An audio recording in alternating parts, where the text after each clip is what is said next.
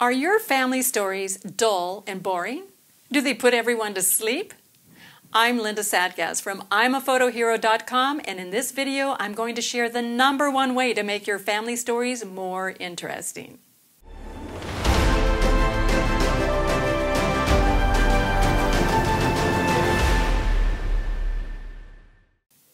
My grandmother kept a diary for years in which she cataloged the weather, listed her daily activities, and wrote down the names of dinner guests, mostly grown children who stopped by and stayed for dinner.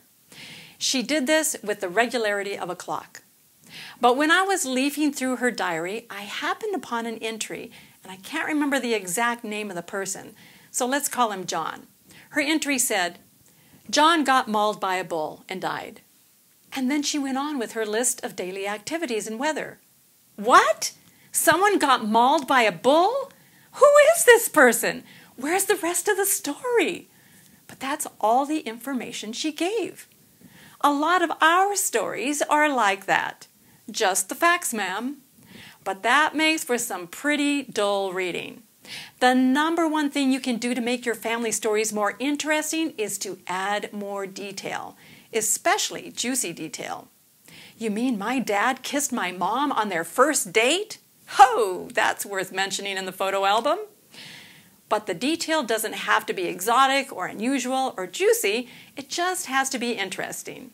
Look for interesting details when you're interviewing a parent or a relative. And if you're telling your own story, look at it from someone else's perspective and ask yourself, what are some details that would make this story more interesting? Here is a great photo of my mom in my dad's 1940 Dodge. Just saying the year and make of the car is an interesting detail. But what if you added another detail? Even though the car was 5 years old, it was the latest Dodge model because car production stopped during World War II.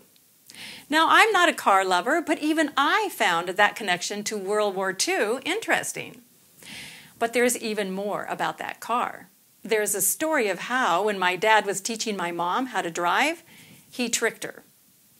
They were parked and had started on a walk one day when he made some excuse to run back to the car, and then he let the air out of a rear tire so she could learn how to change a tire.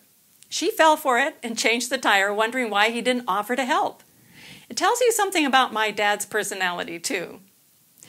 So whether you're interviewing someone else or searching your own memory banks, dig a little deeper and find some gold nuggets, details that will make your story sing a little more. If you have a favorite story about a photo, share it with us in the comments. And be sure to click the subscribe button and click the bell next to the button to be notified when another video comes out.